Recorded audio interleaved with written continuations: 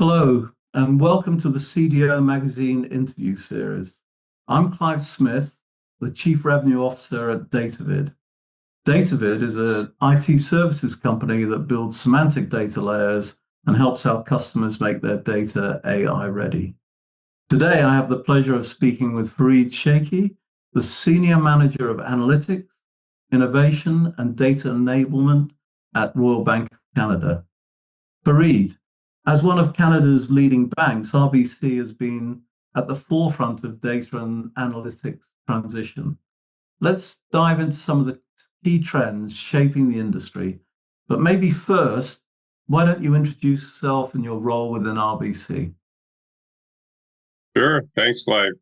I'm Farid Sheikhi, Senior Manager of Analytics Innovation and Data Enablement at RBCX Ventures, which is part of the Royal Bank of Canada.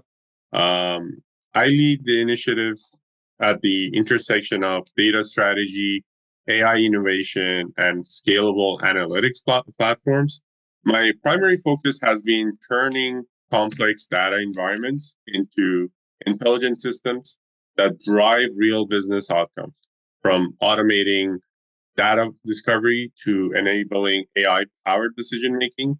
Whether it's working hands-on with the data architectures or guiding the governance frameworks that support emerging techs like Gen AI, which is our primary topic for today, my goal is always the same: to accelerate insight and create measurable value across the enterprise.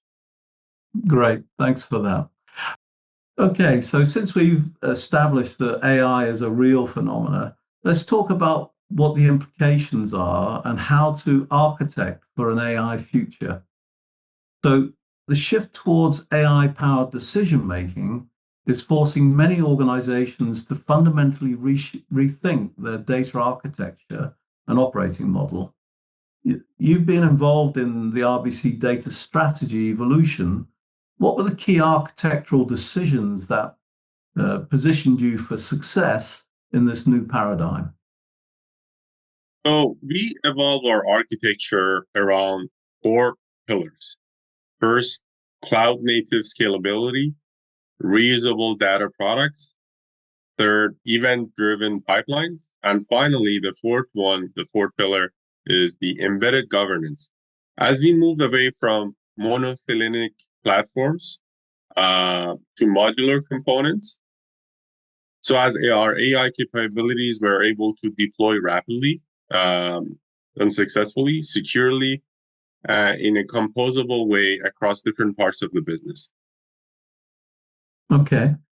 So traditional data governance models often struggle with the dynamic nature of AI workloads.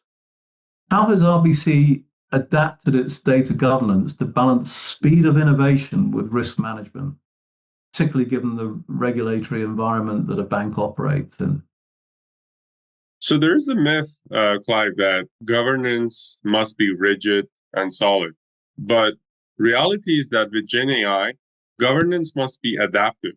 We are integrating real-time controls like policy-driven accesses, automated lineages, and bias detection directly into our data lifecycle. So AI-specific risk assessments are embedded in the early development lifecycle, which crucially can help us to partner closely with our compliance and model risk teams to co-design governance rather than enforce it after the fact. Okay, makes sense.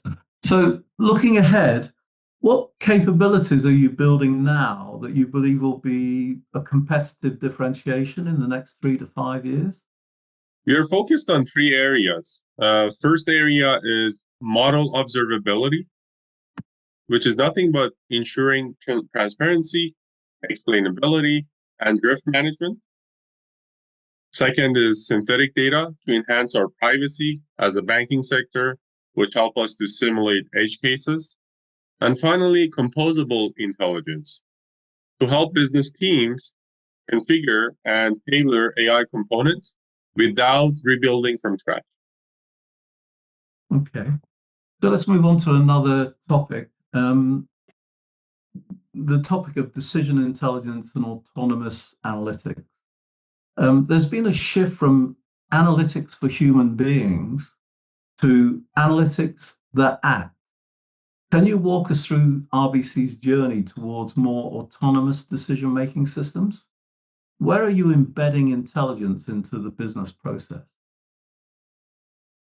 Our philosophy is simple, is to augment first. So automate very confident. Enterprise large size as us, there's tons of opportunity in automation. So in commercial banking, for example, we embedded intelligent nudges into our CRM tools to help relationship managers spot cross-sell opportunities and flag potential client churns risks. These recommendations are contextual and explainable. So it's integrated into their daily workflows, not another dashboards they need to check and cross-reference. So what we're seeing with the organizations we engage with is that a lot of them are experimenting or in early phases of implementing agentic AI systems that can reason, plan, and act with minimal human intervention. What's your perspective on this trend, and how are you approaching the balance between automation and human oversight? In particular, in financial sectors and banking, agentic AI is promising in closed loop systems like internal automation, data reconciliation.